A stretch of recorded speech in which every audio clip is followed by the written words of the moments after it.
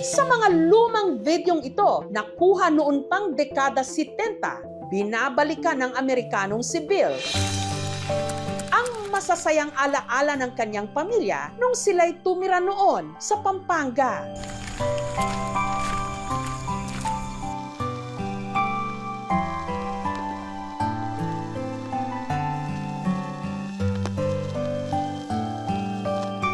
February 1979, this 8mm reel was filmed after we got to Corregidor Island. I get goosebumps thinking of all the men that lost their lives and suffered afterwards on the death march to Camp O'Donnell in 1942. Family outing to Grotto Bamban in Tarlac around April 1979. I'm the little 9-year-old kid with very, very blonde hair in the blue and white striped shirt. It was Dad and Mom, me, my older sister, and brother. The videos were mostly captured by my father. It was an older, this was the 70s, so this was an 8mm camera with no sound. Pero sa lahat ng mga nakasalamuha sa Pilipinas, may isa raw na hindi mawaglit-waglit sa kanyang isipan. February 23rd, 1979, our maid Rose in the front yard and then around the yard at our house. We lived right off base at 53 Bonifacio Street and then moved across the road to another house. Ang kanyang pinayaya noon si Ate Rose. Kaya nag-post si Bill sa isang Facebook group ng lumang video ng kanyang Ate Rose sa pag-asang mahanap niya ito. At ang post nag-viral. Ang netizens nagbayanihan para mahanap ang Pilipinang yaya ni Bill. Yung bahay ng may-ari ng video, apartment na ngayon. At meron pang ang nagsulat ng kanta tungkol kay Ate Rose. Ilang dekada man ang dumaan at hindi mo na matandaan. Ako yung lagi mong kasama nung ako ay bata pa. Ate Rose, nasaan ka na? Nasaan na nga ba si Ate Rose? Si Bill nakatira na ngayon sa Florida sa Amerika. 7 taong gulang lang daw siya nung tumira ang kanyang pamilya sa Clark sa Pampanga. My dad was in the U.S. Air Force. He was stationed in the Philippines and took the whole family with him. Our home was on Bonifacio Street. I went to school, elementary school, on the base. I remember how to count to 10. My friends, we played a lot. Para may katuwang sila sa bahay na masukan daw sa kanila ang nooy 15 anyos lang na si Ate Rose. My mom and dad, hired her to take care of the home and the family. And my older brother and sister, there was a good 5 or 6 year age difference. So they didn't want to play with me at all. So Rose was there and she was very kind and loving. I saw her more than I did my brothers and sisters. There's a special bond there, something you don't forget. She was part of the family because she was there. Isa pa sa hindi niya malilimutan sa kanyang yaya, ang pagiging camera shy raw nito. One video was when Dad just wanted to capture the house. She would enter the room and not notice Dad had the camera, and so she would duck out really fast. Didn't want to be filmed. Pero matapos ang halos 3 taong paninirahan ng pamilya Bowen sa Clark, taong 1979, kinailangan daw nilang bumalik ng Amerika. Bago umalis, bumisita pa raw sila sa bahay ng kanyang yaya Rose sa Capas, Tarlac. We took a day trip there. Very kind and generous and loving. Inalok nila si Rose na sumama sa kanila sa Amerika. Pinaproseso pa nga raw nila ang visa nito, pero na-deny ito. My mom and dad might have exchanged letters, but for me as a kid, it ended there. Hindi man nag-cruise muli ang kanilang landas, hindi naman daw nawala sa kanyang isip ang masasayang alaala nila ng kanyang dating yaya. I started watching them again and saw the videos of the Philippines, and it brought back lots of memories. So I posted some of the videos to the Facebook groups about the Clark Air Base. At sa dinami-rami ng ipinost niyang throwback videos sa page, ang video raw ng kanyang yaya Rose nakahuli sa atensyon ng marami. Isa sa kanila, si Ronnie. Nakita ko po yung video noon, wala pong sound yun. Kaya po, inaisipan ko po, lapatan ko po ng kanta. Kung sakaling makita mo ang nakaraang ito, Maalala mo sana ang kahapong nagdaan, panahon na kung saan lahat ay simple lang. Kasama mo kaming nagsasaya. Yung melody po na yon, saka po yung lyrics nun, talagang sinulat ko po yon. Pero po, dahil nga gusto ko mag-fit yung audio dun sa video, ano ko po siya sa isang paid AI software. Ate Rose, nasaan ka na? Ang isinulat na kanta ni Ronnie nag-viral. After 2 weeks po, may na-receive po ulit akong message doon po sa page ko na nagpakilala na kapitbahay po siya ni Ate Rose. Ang nagpapakilalang kapitbahay ni Ate Rose, si Serrila, tiga Angeles sa Pampanga. Nakita ko yung face niya, parang familiar. Binasa ko yung caption, sabi, Ate Rose, nasaan ka na? Sabi ko, parang si Ate Rose nga to. Pinuntahan ko siya dito sa bahay nila. Confirmed! Buhay pa si Ate Rose. At sa mga curious dyan, kung kamusta na ba siya, heto na si Yaya Rose ngayon.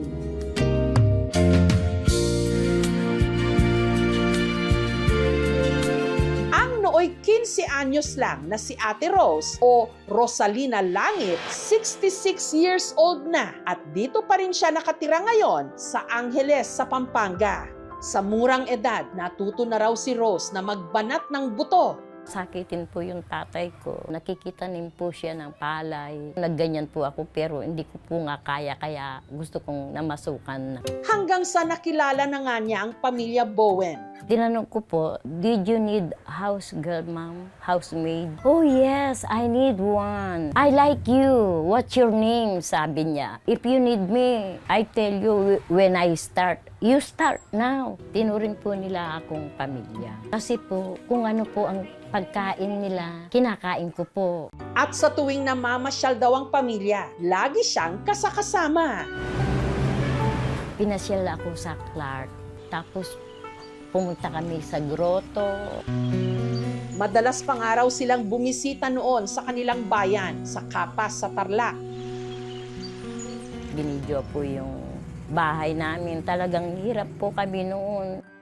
Pero kung meron man daw pinakamalapit sa kanya sa pamilya Bowen, yan ay walang iba kundi ang kanyang alaga na si Bill. Si Bill naman, dahil maliit siya, lagi kaming naglalaro. Sunod-sunod sa akin. Lagi kaming nag-uusap kahit napalipit ang English ko. Natandaan niya, bait yan. Matakutin lang. Pag pinisil ko yung ilong niya, tapos bigla siyang tatawa. Ito yung bahay na tinira namin noon, nung nandito pa sila Bill at sa mga pamilya niya. Maraming bonggabilya sa labas, hanggang dun sa side. Itong bahay na ito, hindi pa ganito noon. Medyo luma na noon itong bahay. Marami nang nagbago. Ang nag-viral na videong ito ni Rose, kuha raw sa bahaging ito ng bahay, araw bago ang biyahe pauwi ng Amerika ng mga Bowen. May isang alaala na kay sarap pagmasdan, kulay man ay kumupas, ganda ay di lilipas. Ate Rose, nasaan ka na? Hindi namin po napanood. Kailanganan po na nilang aalis. Malungkot po ako. Iniiyakan ko po talaga sila. Nag-connection kami sa sulat ni Anet. Yun, kinukumusta niya ako, kumusta yung pamilya mo. At saka, binigyan ako ng pera ni Mrs. Bowen. Nang pumutok ang Mount Pinatubo noong 1991, natigil na raw sa pamamasukan si Rose. Umpisa akong nagtinda-tinda ng merienda. Hanggang sa nabalitaan na lang niya na nitong nakaraang taon, makalipas ang mahigit 4 na dekada, hinahanap pa rin pala siya ng pamilyang dati niyang pinagsilbihan. Para patunayan kina Bill na siya ang hinahanap niyang yaya, nag-send si Rose ng video sa page ni Ronnie. Hi, I'm Rose. I'm still in Angeles City. I'm 65 years now. Hi, Bill. Yung kuya niya si Kenneth. Kenneth po ang kuya Bowen niya. din. At saka yung kapatid niya, si Michelle Bowen din. Tatlo sila yan eh, alaga ko sila. I hope you okay. I'm okay, but I'm a senior citizen na. Nag-chat siya muna. Tapos, kinol niya ako. And I heard her voice. I knew it was her. We both have a few more wrinkles, but that was her. And it filled my heart with joy. Ang iniiling ko po sana, yung magkita po kami ng personal. Nitong Miyerkules, ipinapanood ng aming team kay Rose ang mga lumang video na kuha ng pamilya ni Bill. Ay, ako yan po, yung katabi ni Bill. Yan po, si mama niya po. Ayan po si Michelle at saka si Kenny. Yung tatay ko po, ayan po, mama ko po.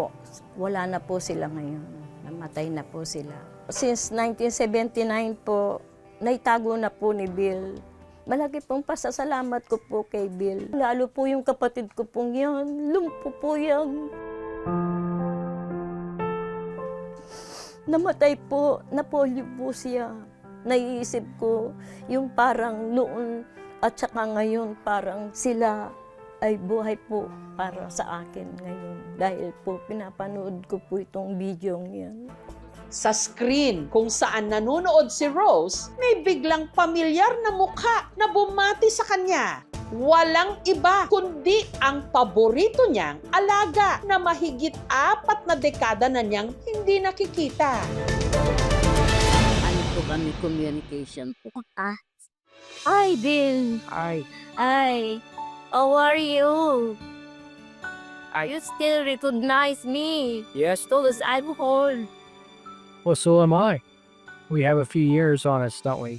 I feel so happy and try to see you. You know, I miss you since you go back to state. I always mention you to my friends and my brother Rolly Yeah. and Nerly. Yeah. It's been a long time, hasn't it? Yeah, it's been a long time since you gone. I'm working, but now I'm not working anymore. I just selling like vendors, like us. Yeah. That's my job only. I really miss your mom and dad. Yeah. know. Yeah. It's been a long time. They're no longer with us. I wish we could share this with Dad too and Mom. Me too. I wish we share. But no, they pass away. My mother too and my daddy too Yeah. pass away. Yeah, no one lives forever, you know. You have to enjoy life while it's here. So this has been great. It makes me want to come visit. So I'm gonna have to try to do that soon. You open here in Philippines if you wanna visit us. Our house when we are in Flagler one, Oh, Bonifacio Street. yeah. You're not recognized now. No flower now. No bougainvillea flower. Yeah, bougainvillea. Yeah, those are beautiful. Yeah, I'll have to come visit. It's been too long. But I'm so glad we got in touch with each other again. I'm so glad Dad had the camera and took all the videos. It stirs up a lot of memories. So Yeah. Thank you, Bill, for you keep the video long. It's so long time since 79 until yeah. 2026, you know. I did not believe that, Bill. It's you keep for long. I miss you. And you remember when we play, I touching your nose and ribs very hot and you lump after that. You still remember that? Yeah. I don't forget that.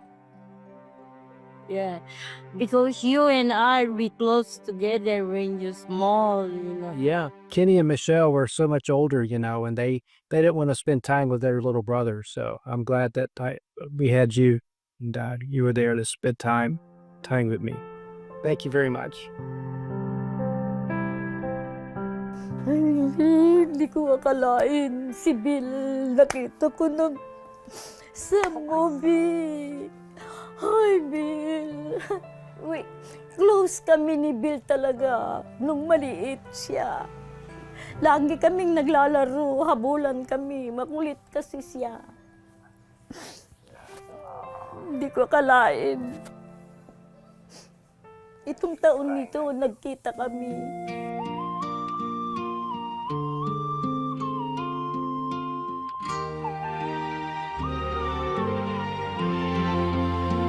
May isang alaala na kay sarap pagmasdan.